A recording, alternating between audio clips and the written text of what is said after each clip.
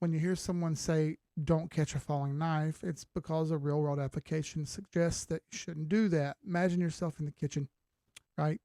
And if you're a man, it's going to be tough. Damn. I know.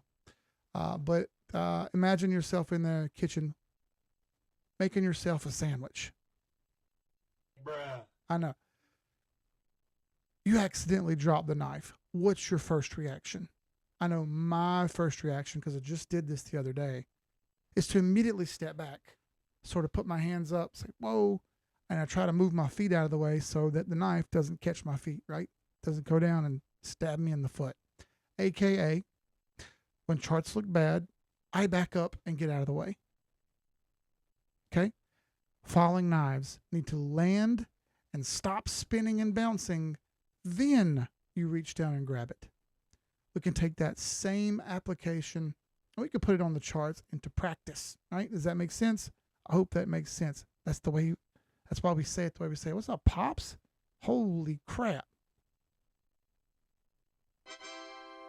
It's Pops in the chat, everybody. Give him a round of applause.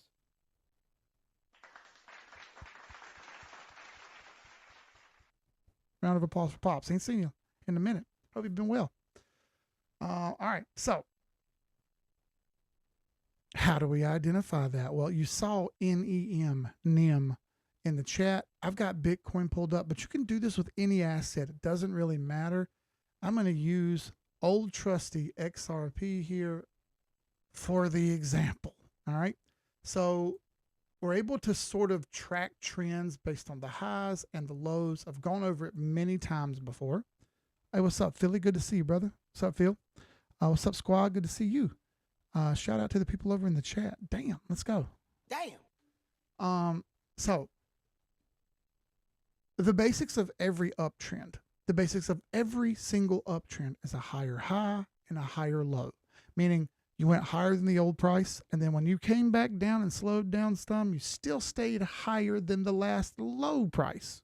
Higher high, higher low, higher high, higher low.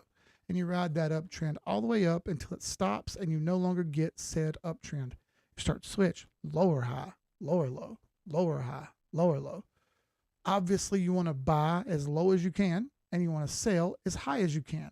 The trick is finding those spots and trying to hit them just right. It can be tricky, and I understand that. But if you break it down into simplistic form, it's a lot easier to look at. All right. So looking back in history, XRP is a teachable chart, right? It's a teachable chart. So what we'll do, I'll leave those red arrows up because those are the Bollinger Bands. But more so I'm going to speak on what we see, right? So if we start all the way back at the very beginning with XRP, and I've been using the XRP chart to do this for a lot of years. We've used this same chart diagram here and gone through this many, many times, but it's important for people to see. So way back in the day, August 13th, right off the bat, you've got a low and a high. Very cool. And then you had a low come in again, but it's higher than the last one, so that's a higher low. Excellent. What do you need other than that? You need a higher high. You need both of them together for an uptrend. And sure enough, this is on a weekly time frame, by the way, so it means only looking once a week. Low, high, higher low, and higher high. Excellent work. Absolutely crushed it, and it went flying up. You have an uptrend, you're killing it. But that's on a weekly time frame. It would have been hard to see on a weekly. So we usually do most of our work on the daily chart. Why is that? Well, because the daily chart gives us a couple opportunities each day to just sort of look at the chart and see what we're doing. And this is the same price action just zoomed into the daily, and you can see it's a little easier to see, right? You actually had a pretty gnarly little downtrend right here that bounced. And once it bounced, it made higher lows and higher highs and higher lows and higher highs and higher lows and higher highs. And then finally right here made a lower high. And that was the first little downtrend you had after that. Then we had a breakout over here, right? So we want to see those breakouts turn into uptrends. And when we have those breakouts turn into uptrends, well, that's where we make our move. We buy at the bottom with confirmation. It's how we know where the bottom comes in, right? So let's just say You got your lower high. So your higher low, your higher high, your higher low, your higher high. You can draw an uptrend line with those, right? So that isn't perfect, but it's just an example. There's your uptrend line, a line pointing upward telling you, hey, check it out. That was our uptrend. We failed it right about there, right? And it's not very difficult to see that all these candles sort of line up and kind of point down right there with that downtrend line, right? I don't think that's very complicated to see. Just chopping down and chopping down and chopping down until down here you see a bit of a breakout. And that's the exact kind of thing we're looking for. That big breakout right there was exactly the spot we wanted to see. So I'm going to circle that, and then we'll drop down to the daily time frame. I'll zoom way back out. This one's a 2023 spot right here, but this will take us back over. Sure enough, way down here at the bottom, after 1, 2, 3, 4 good solid days, we had a breakout on the daily chart. So that very large yellow circle we can make smaller and zoom into here. Sweet. Excellent. Hey, we had a breakout. Is that enough to buy? Well, some people will tell you no, it's not. This is where I take it to the next level and I break out the 821 EMA. What is the 821 EMA? 821 EMA is a very, very basic, simple, easy to use trading strategy. It's based on exponential moving averages, or EMAs. You can type in 8 EMA here and it'll automatically start popping stuff up for you, but I'm going to tell you to type in 8,21 and you'll see that there's an 8, 13, 21 EMA there. We also have custom made indicators in our Discord. If you want to join, you can. Link is right there at the bottom, wap.com/team786. First month is free. You can get the download the indicator for free there. So anyway, what we want to see with the 821 EMA is a couple things. It's a sort of an easier strategy to kind of help us magnify the spots where we want to get in and get out. And here's how it works. 8 EMA is in green, 21 EMA is in purple, right? Doesn't really matter what they mean. It's much point is how we use them. We want 2 consecutive closes over the green line, the 8 EMA. 2 in a row. I don't care if they're red or if they're green. Doesn't matter. Candles colors don't matter to me. I just want to see whether it's over or under the 8 EMA, which is green. Sure enough, you got one closes right there at the line. I'm not sure if that's over or not. We'll zoom way in. You can kind of see it right there. Maybe not, but for sure, that one was for sure over that 8 EMA, which is this green line right there. You can clearly see that that was our first close. The next day, we get our second close right here. That's 2 closes over the 8 EMA. That is our first buy signal. All right, so I'm going to actually put a green check mark right there. Bang. So that's our first buy signal. We went from a very, very large green circle, yellow circle, to a smaller yellow circle, and now to one little spot on the chart where we're looking to buy. Bam. What is my confirmation? Well, my confirmation comes when the green line, which is the 8 EMA, crosses over that purple line. It usually happens at or near that second close over the 8 EMA, and if it doesn't, well, you know, you're not quite ready. Sure enough, we get an 821 EMA cross right here. Perfect. Let's put a green check mark at that one. Oh, that's a red X. Dummy. All right, here we go. Bam. So there we go. You got your 2 buy signals, and you're ready to rock. You're ready to ride this up until the opposite happens. Sure enough, this thing goes up all the way over here and then turns the other direction. Now, it would be a beautiful thing to catch the exact tops, wouldn't it? Is anybody that perfect? Wrong. Nope, nobody is that perfect. So let's stick back to our strategies. Just like we bought with 2 over the 8 EMA, we start to sell with 2 under the 21 EMA. Sure enough, we get 2 closes in a row under the 21 EMA right there. That is our first sell signal. Makes sense? Good. All right, so from there, what we're looking for is the last key to sell. Would be right here where we get an 821 EMA downward cross. And it does jump back over, but then it goes back under. And this is where it gets iffy, right? Do I really want to rebuy that or not?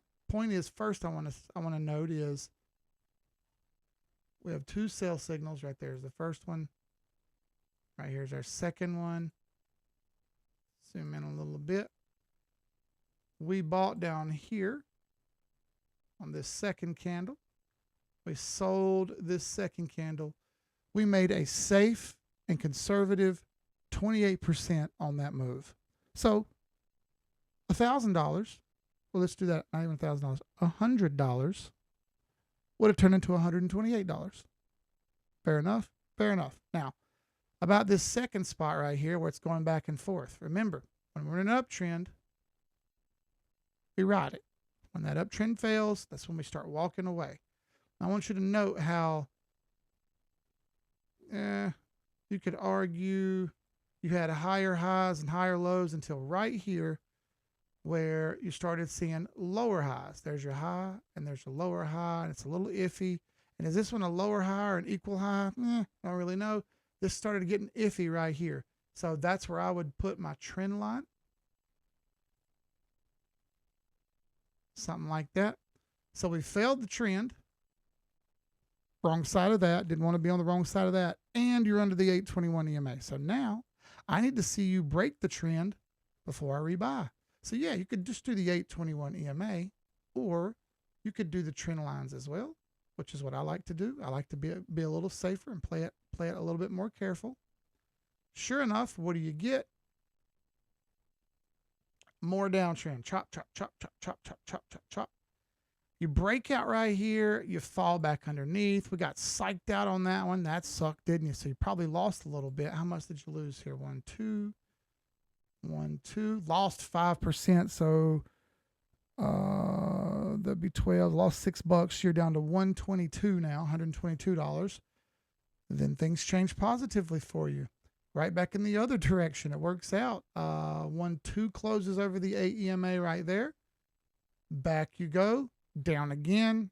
Wishy-washy, wishy-washy. And then things really, really change for the positive. And as you see these other candles start to throw up here, I'll pull my trend line up here and go, I wasn't exactly perfect with that. Maybe I was a little too tight. I see price action, not trying to break this level, trying to get stuck there. Man, let's be a little bit more conservative and pull our trend line up a little bit higher here. It's not worth getting every single percent, but we want to get most of them. Fair enough. Fair enough.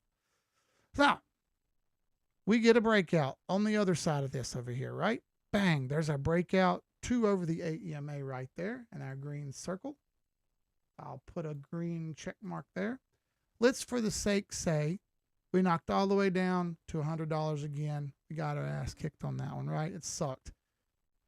Fair enough. I'm fine with calling that a whooping and we got beat and we lost our money that we made. That's fine. Here's where we rebought.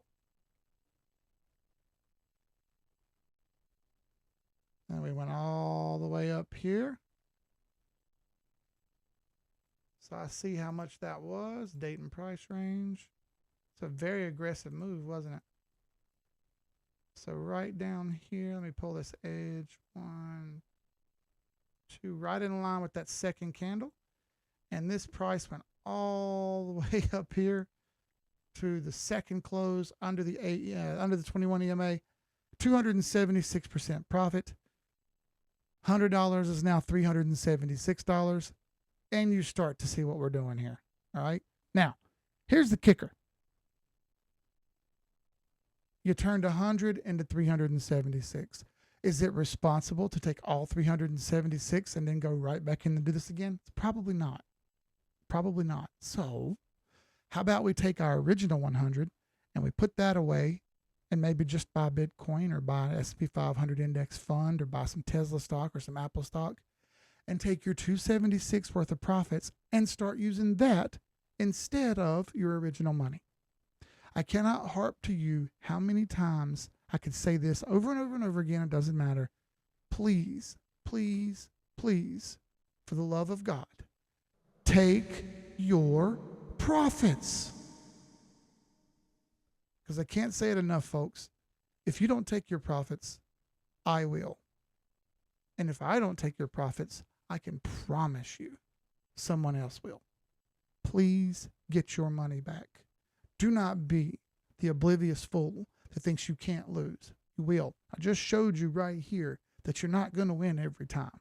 That's how this works. I'm sorry, I don't care whether it's the Stanley Cup playoffs going on right now or a professional baseball game. The Braves are losing right now, but they win 2 out of 3 almost every time, right?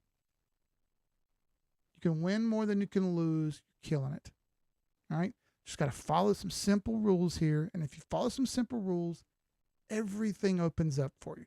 Confused about all this stuff and don't understand? Please just message me and let me know. I'm happy to send you some free instructional videos about how I do this all the time. It's on the YouTube channel. If you just jump over to my profile, you'll see the videos start automatically for you. Sit back, watch, learn, and enjoy. All right? Please, please, please take the power into your own hands.